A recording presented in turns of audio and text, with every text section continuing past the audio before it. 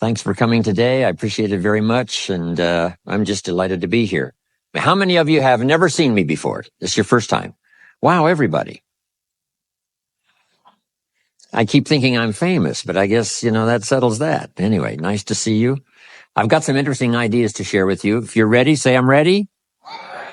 And if you'll take some good notes, I got some lists for you to make that you can take home with you and ponder at later times. Some of the things I want to share with you.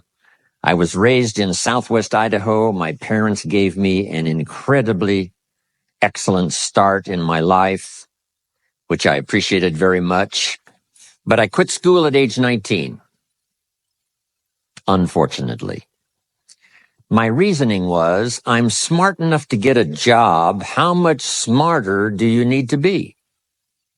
And with that shallow thinking, I quit school, age 19, and got a job, went to work. A little while later, got married, started a little family, and I'm struggling and, trying to do my best. But it seems like each year I'm falling just a little bit further behind. Finally, age 25. The climax of my sort of, weariness with where I was, not doing as well as I thought I should. I hear a knock on my door, and I happen to be home alone. When I opened the door, there was a little Girl Scout about this tall selling Girl Scout cookies.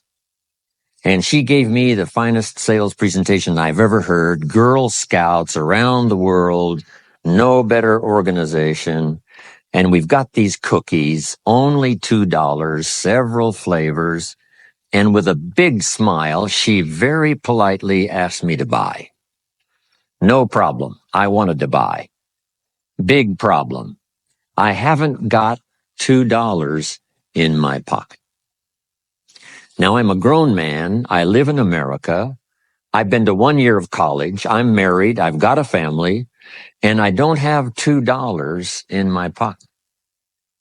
And I didn't want to tell her that. So I did what I thought was next best.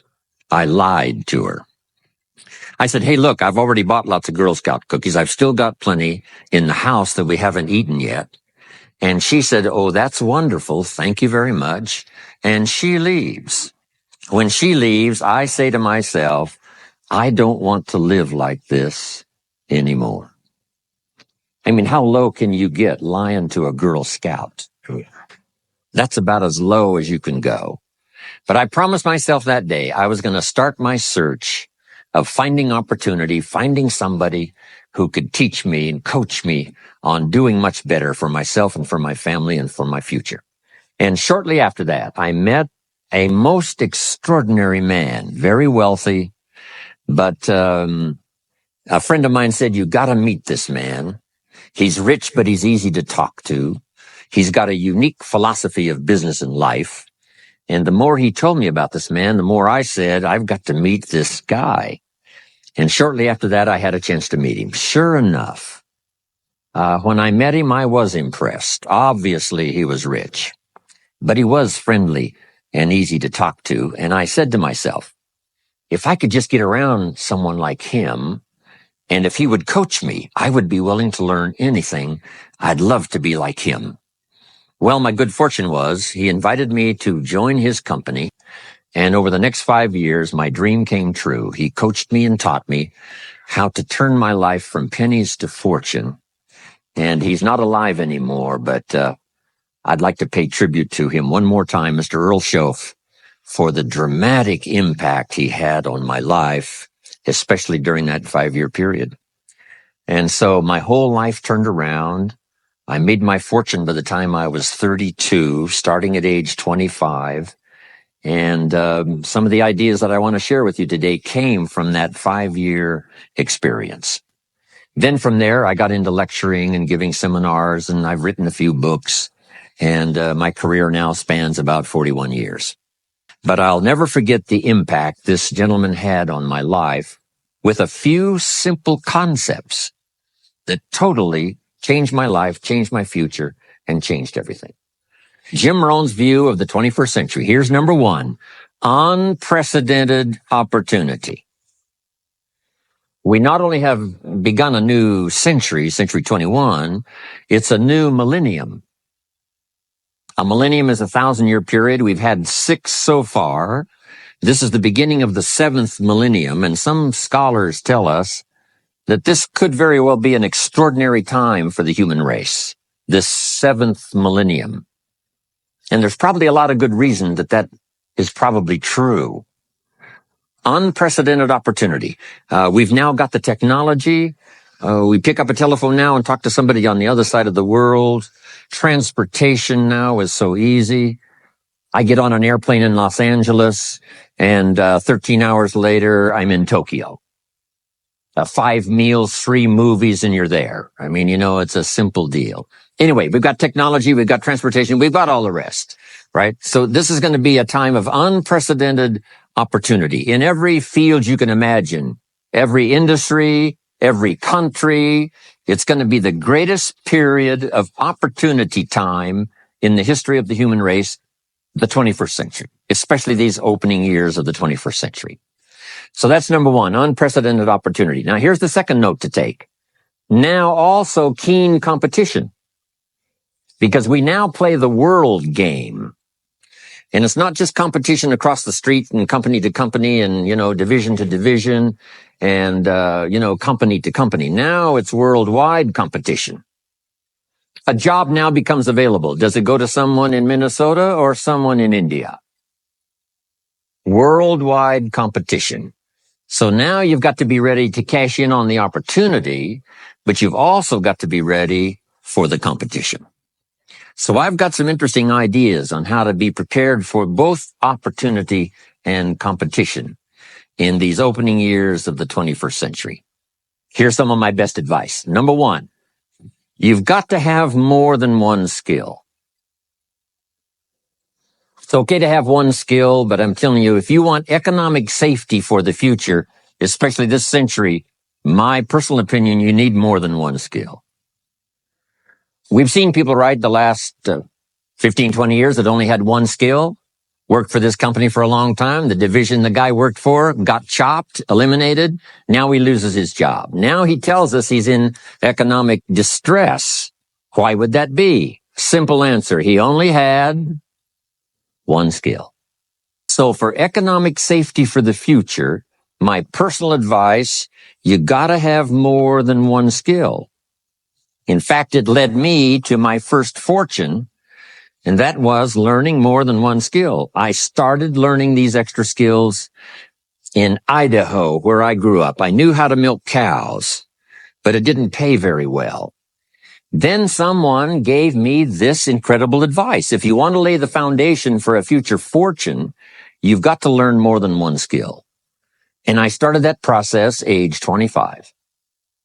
Here's the first one. And I started part-time, a little sales job that I got.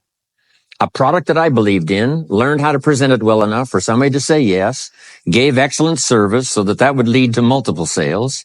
And this little extra part-time job in sales absolutely started multiplying my income. From milking cows, now I've got this ability now to start getting customers, keep them serviced, and make some money in this extra skill. So now I've got 2 skills. Milking cows and finding customers. Here's the next skill I learned, just to give you a quick list. Next was finding good people. If you've got a little enterprise going and you need some people, you have to just go look for them. And when I learned this skill, finding good people for my little enterprise, I couldn't believe how it drastically changed my income.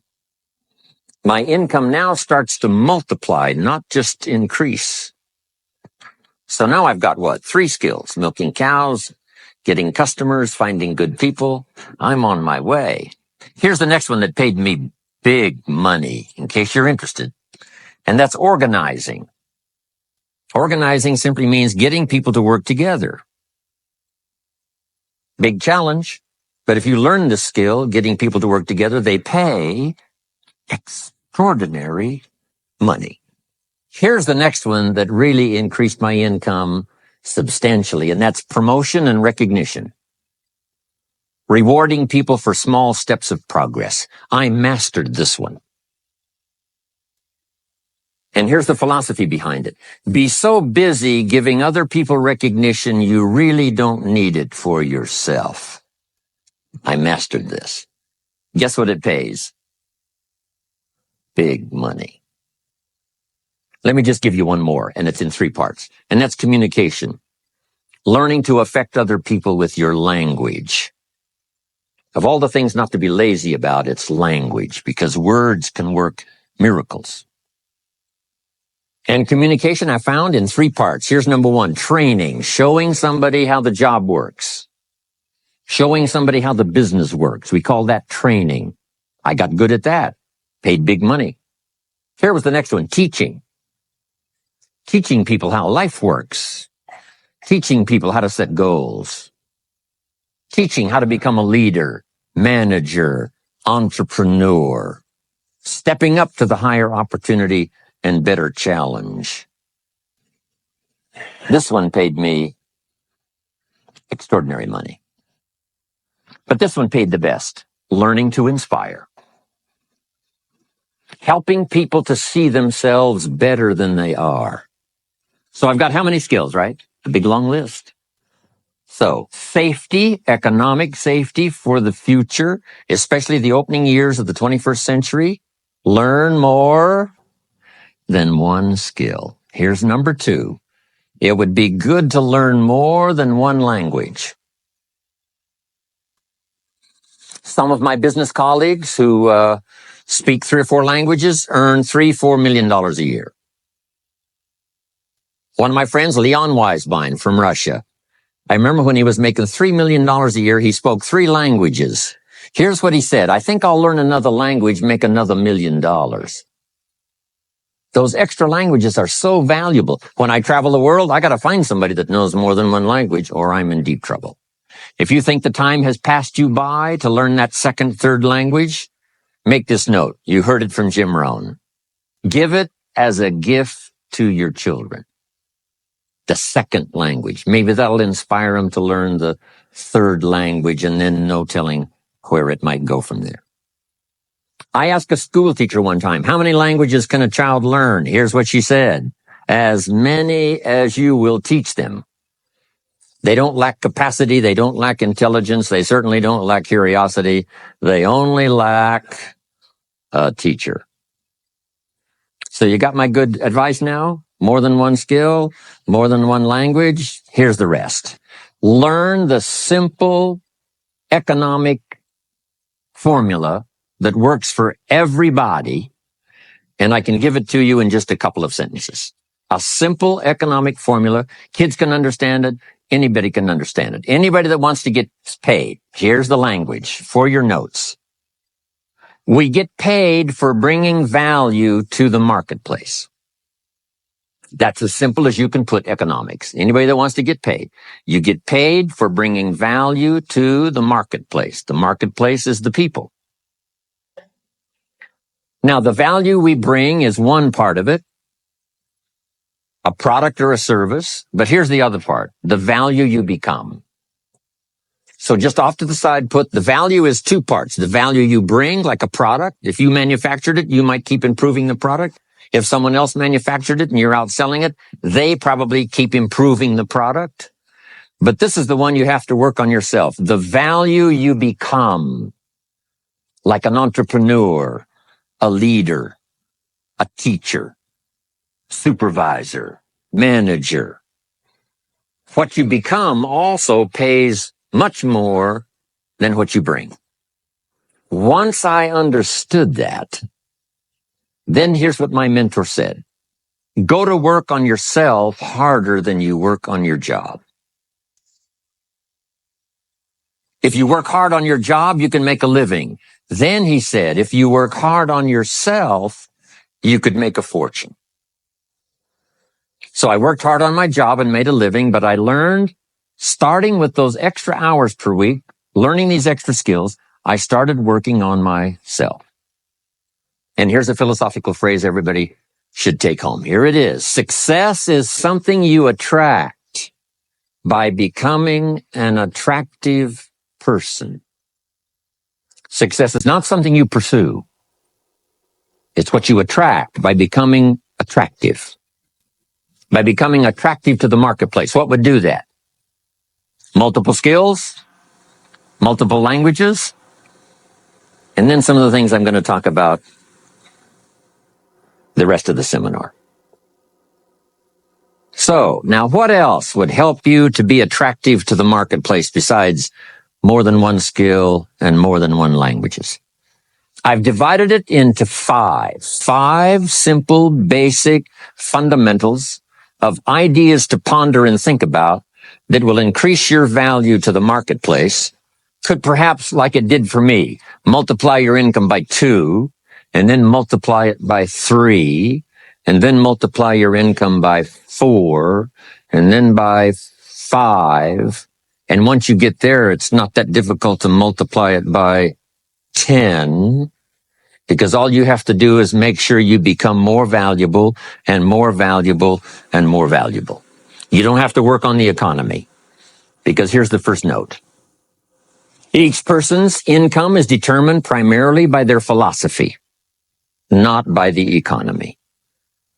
Once I understood that, then I said, well, I don't have to go to work on the economy. And the answer was no. You only have to go to work on yourself to make yourself more valuable.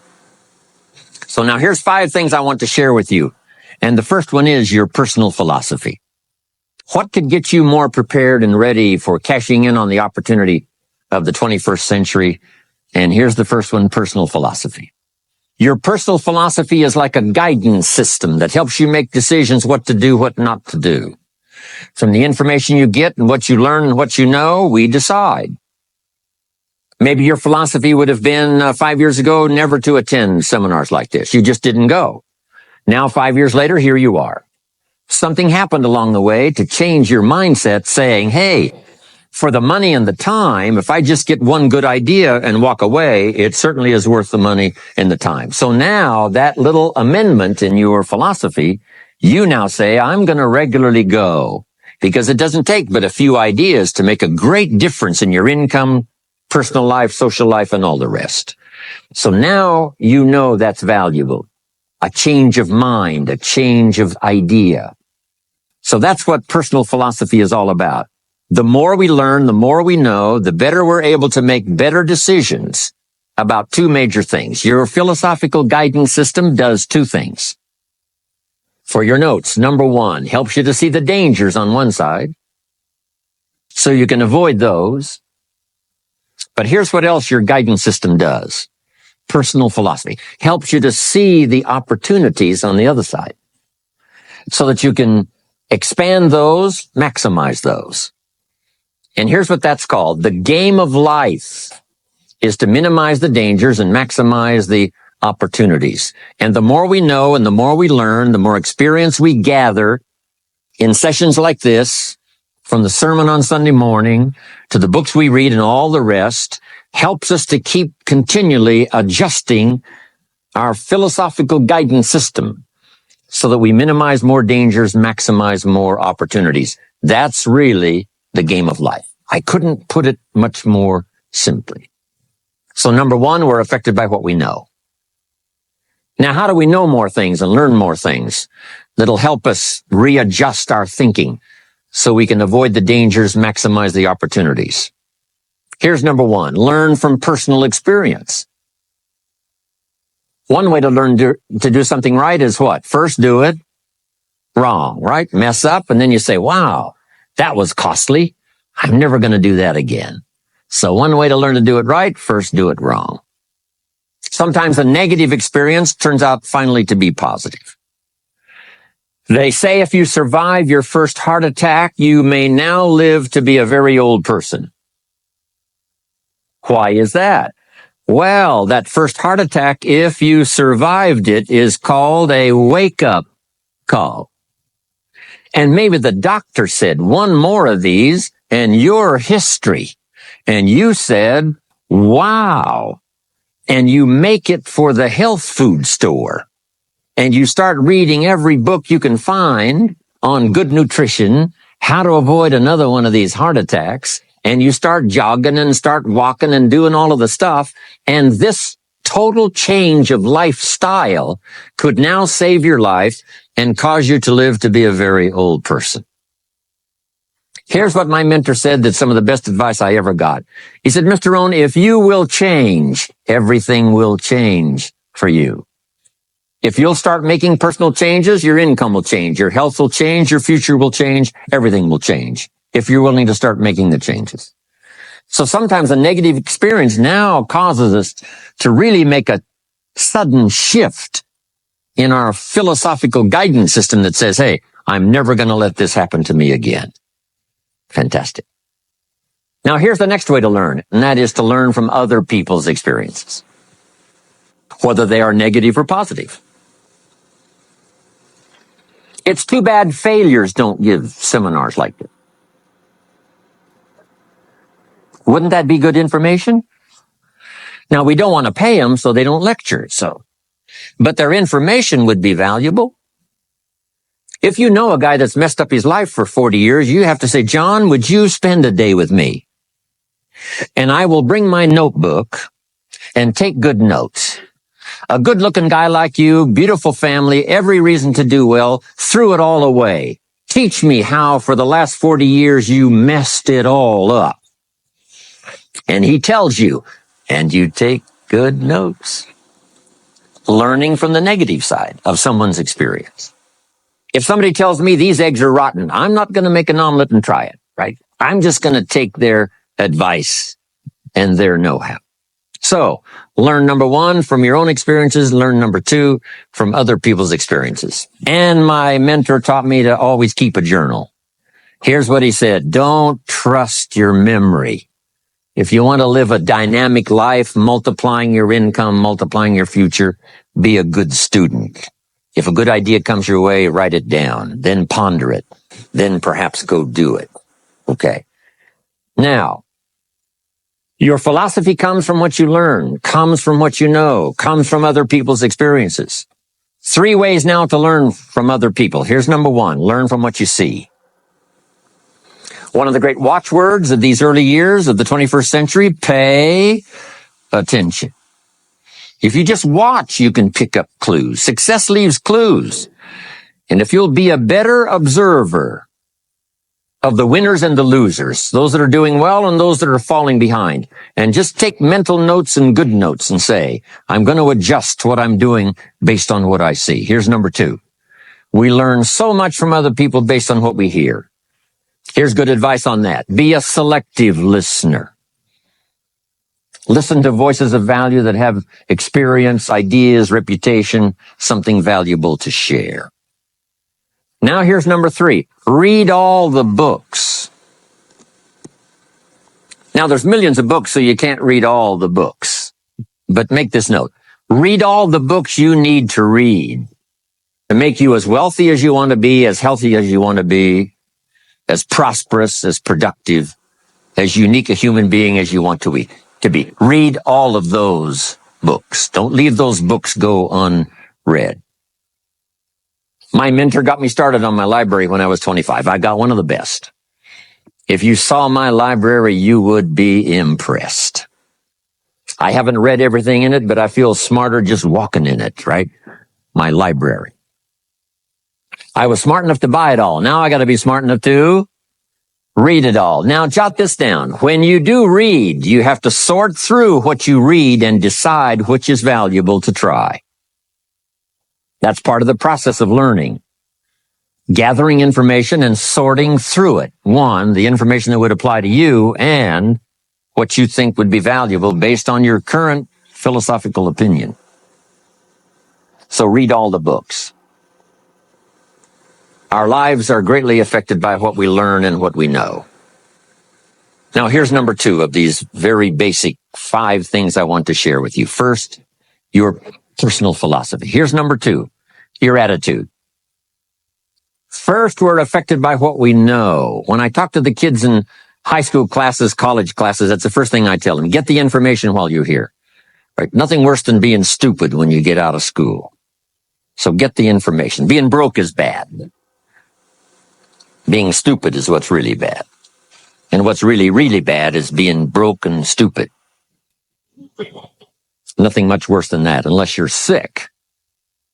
Right? Sick, broke, and stupid. That's about as far as you can fall unless you're ugly, right?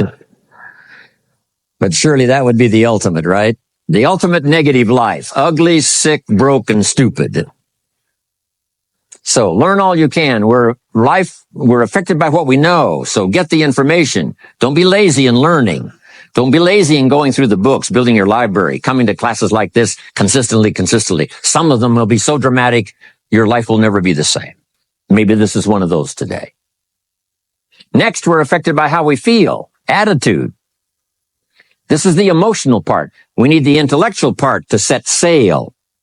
So as the winds blow, we can still get where we want to go. Redefine, keep strengthening our psychological and philosophical guidance system.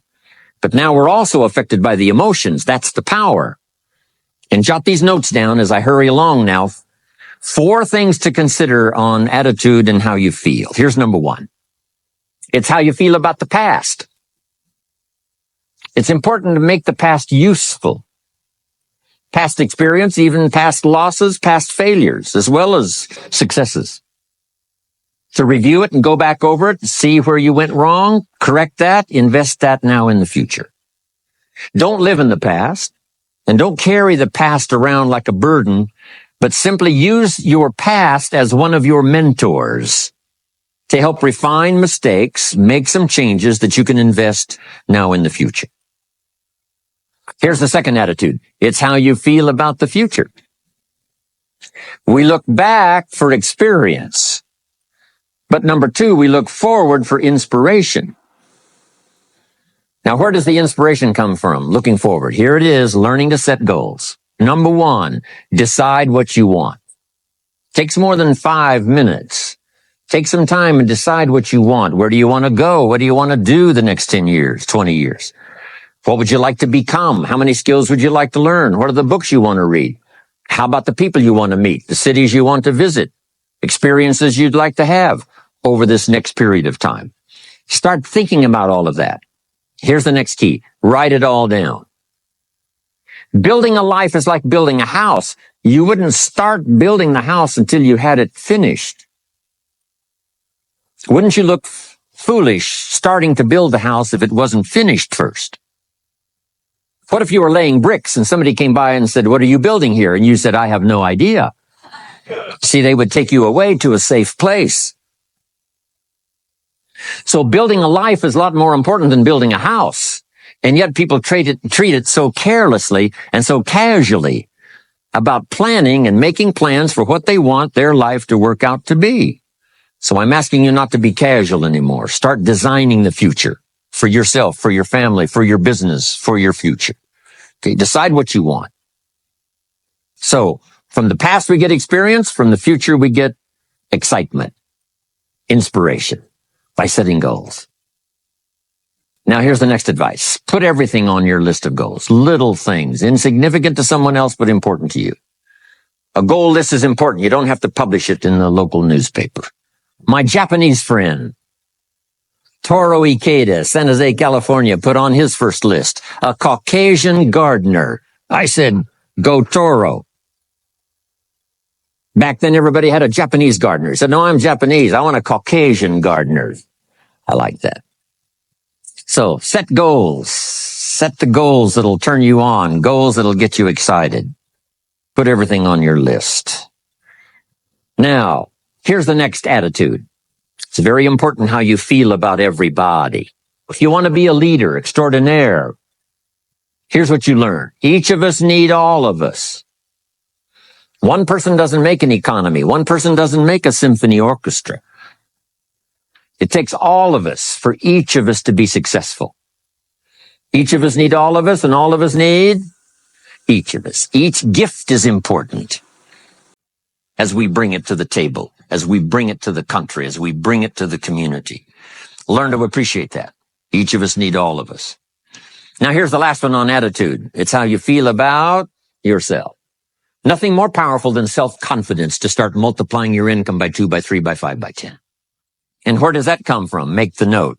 It comes from self-esteem, doing the things you know you should do.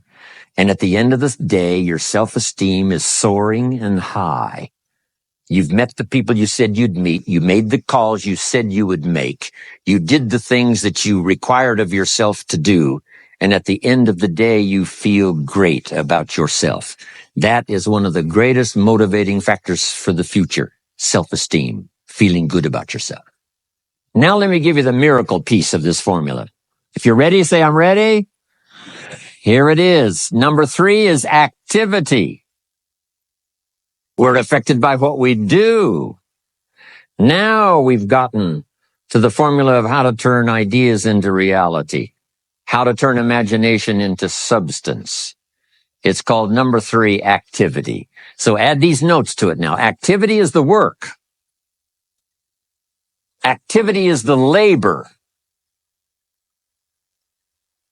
You might add labor pains.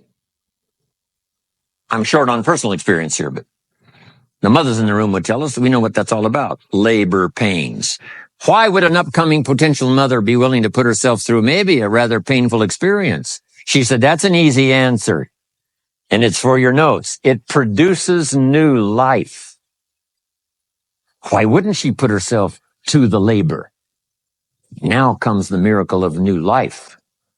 And whether it's new career life or new business life or new friendship life or new married life or new life of any kind, it has to come from the work. It comes from the labor.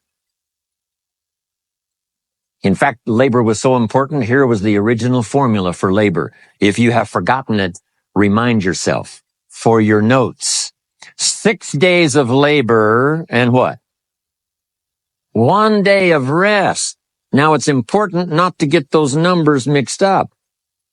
Why is that? Here's why. Why not 5-2? I don't know. Maybe 5 and 2 would be okay. If God would have thought of 5 and 2, he might have made it 5 and 2. Right? You can't think of everything when you're putting one of these together. But maybe one of the reasons for 6-1, jot this down now. If you rest too long, the weeds take the garden. Not to think so is naive. As soon as you've planted, the busy bugs and the noxious weeds are out to take it. So you can't linger too long in the rest mode. You've got to go back to work. 6 days of work, then rest and spirituality and friendship and change of pace. And then go back over the last 6 days. What did I do? What did I miss? Who did I miss? What happened? So that I can invest those corrections in the next 6 days of higher productivity.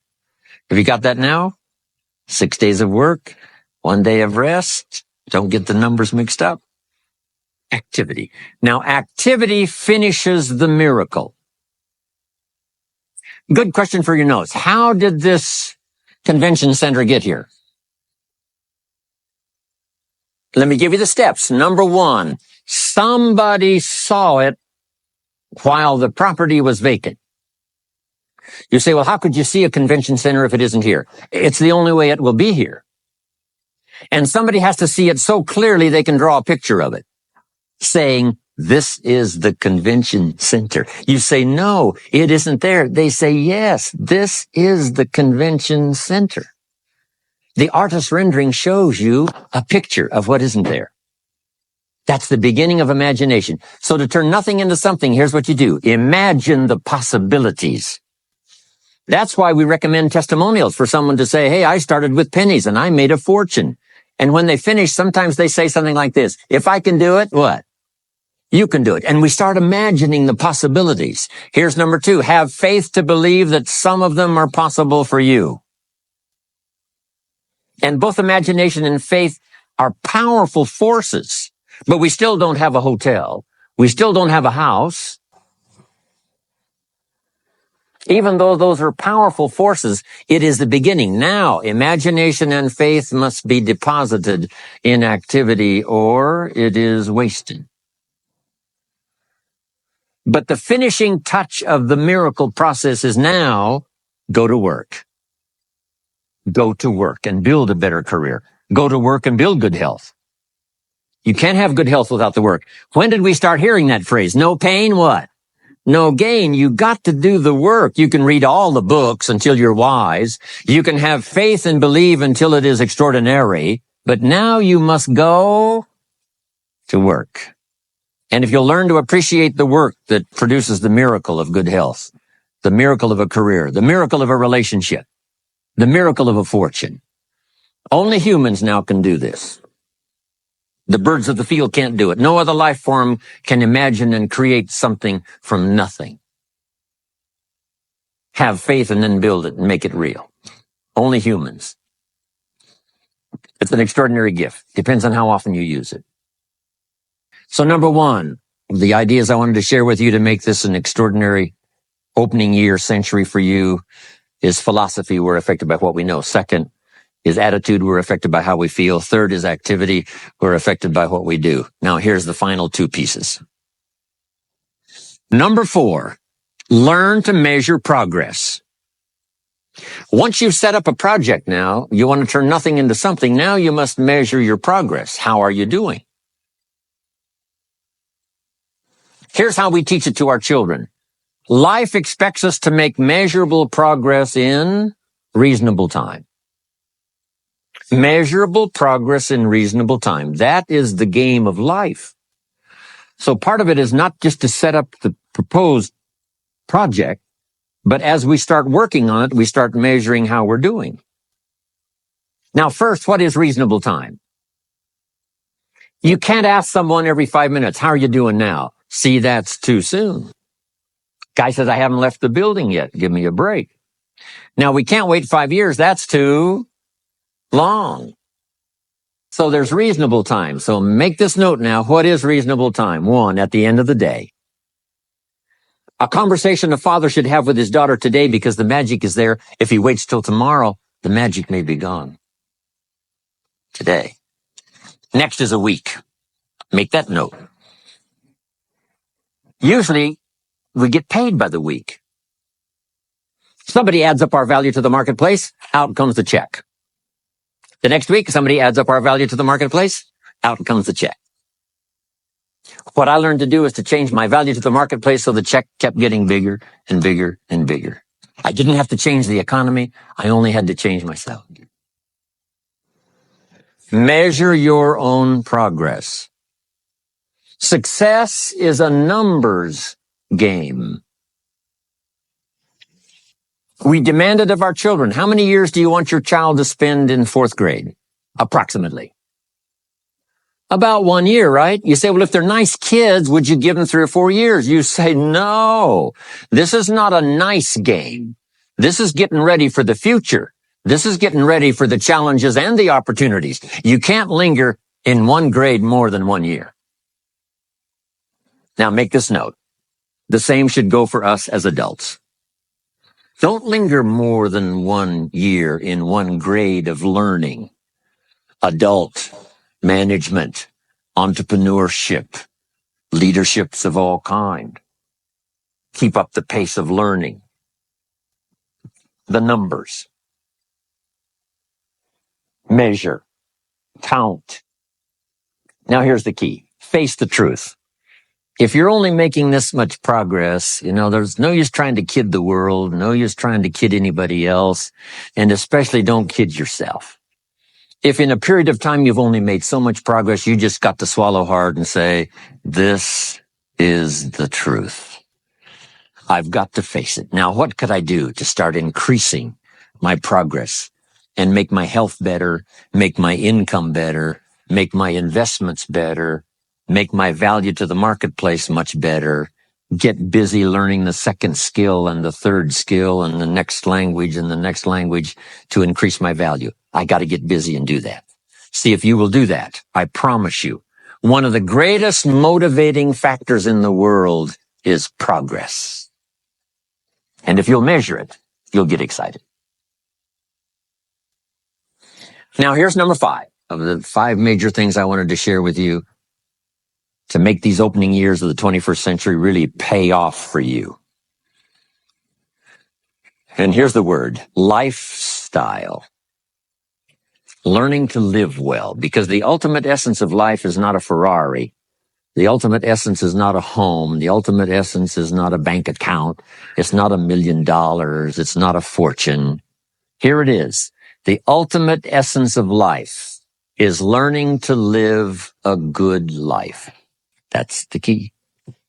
Whether you have modest resources or whether you have mega millions, either way, the real key is learning to live a good life. And so in my closing 5 minutes, let me give you what I think is a good list. Now, this is the short list. In other presentations, I cover a longer list, but this is called Jim Rohn's short list for living the good life. Here it is. Number 1, productivity. You really won't be that happy if you don't produce. And here's the next bit of advice on that. Produce to the max if you possibly can. To produce a little is okay. To produce enough is okay. To produce some to get by is all right. But why not try productivity to the max?